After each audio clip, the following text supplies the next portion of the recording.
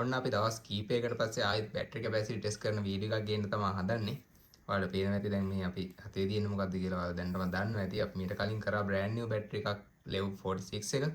ඉතින් අද මම ඔයාලට ගෙනලා තියෙන්නේ ලංකාවේ අපි අයින් කරලා සෙකන්ඩ් ලයිෆ් එකක් දෙන්න කියලා හිතාගෙන අපි ගන්න අපි ඔය කඩෙන් ඔය සෙලර්ස් ලයින් ගන්න සෙකන්ඩ් ලයිෆ් එක කියන්නේ ඉලෙක්ට්‍රික් බයික් එකකට එහෙම නැත්නම් සෝලර් සිස්ටම් එකකට ඔෆ් ග්‍රිඩ් සෝලර් සිස්ටම් එකකට වගේ අපි දාන්න හිතාගෙන ගන්න ඇම්පියර් 20ක් කියලා සමහරු කියනවා. ඉතින් ඒ වුණාට අපි බලමු සාමාන්‍යයෙන් අයින් කරන එක SOH එක 30 ක වගේ අයින් කරනවා නම් ඇත්තටම ගණනය කිරීම කරලා බලද්දී කොහොමත් ඇම්පියර් 12 13 වගේ අතර වෙන්න ඕනේ සාමාන්‍යයෙන් තියෙන්නේ.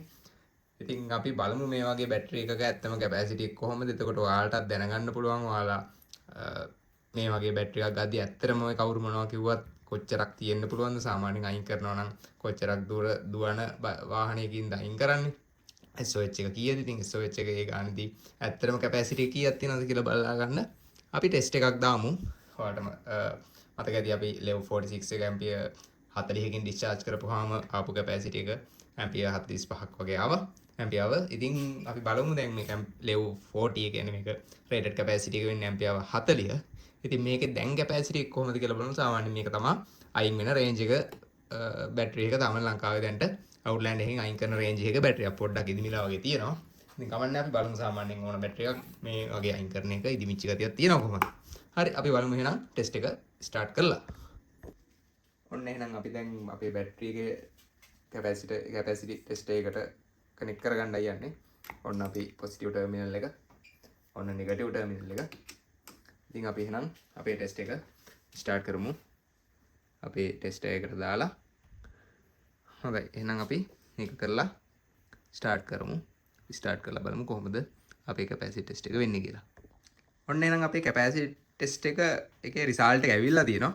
අපි දැන් එහෙනම් බලමු කොහොමද අපේ ටෙස්ට් එකේ රිසල්ට් එක රියල් රිසල්ට් එක කොහොමද වෙන්නේ කියලා. ඔන්න එහෙනම් ඔයාලට බලා ගන්න පුළුවන් කොහොමද රිසල්ට් එක කියලා.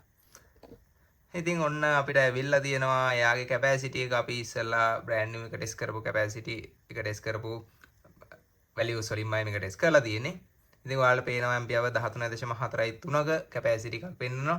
ඉතින් ඇත්තටම SOH එක 30ක කියන එක අපි ගණනය කරලා බලනවා නම් අපි බලමු කැල්කියුලේටර් එකක් අරගෙන කොහොමද ඇත්තම එක එන්නේ කියන එක.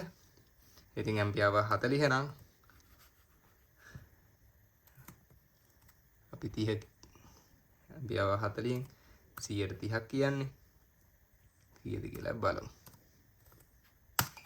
සාමාන්‍යයෙන් ඇම්පියර් 12ක් වගේ තමයි අපිට කැපැසිටි එක තියෙන්න ඕනේ. ඉතින් ඇත්තටම මේ බැටරි එකේ ඇම්පියර් 13.43ක් පෙන්නනවා. ඉතින් මේක තමයි මැනුෆැක්චරර් එයාගේ ටෙස්ට් කරලා තියෙන තත්ත්වය. ඉතින් මේ තත්ත්වයට තේම අපි ටෙස්ට් කරලා බැලුවා. ඉතින් මේක සාමාන්‍යයෙන් ඔයාලා කොහොම කරත් ඔය අයින් කරන බැටරිය ගොඩාක් දුරට 13.43ක වගේ කැපැසිටි එකක් ඒ කියන්නේ 12 13ත් වගේ අතර ප්‍රමාණික කැපැසිටි එකක් තමයි තියෙන්නේ. ඉතින් මේකෙනුත් ඔයාලට පාවිච්චි කරන්න පුළුවන් ප්‍රමාණය සාමාන්‍යයෙන් 100ට මේකෙනුත් 100 ප්‍රමාණයක් අඩු වෙනවා. ඉතින් කොහොමද 10ත් 12ත් වගේ අතර ප්‍රමාණයක් ඔයාලට පාවිච්චි කරන්න පුළුවන් වෙයි මේ බැටරි එකකින්. ඉතින් තවත් අපි වීඩියෝ එකකින් එමු. එතකන් අපි බලමු මේක ගැන ඔයාලගේ අදහස් කමෙන්ට් කරන්න. අපේ Facebook page එක follow කරන්න. ඉතින් ඔයාලට ගොඩක් දේවල් බලා ගන්න පුළුවන්.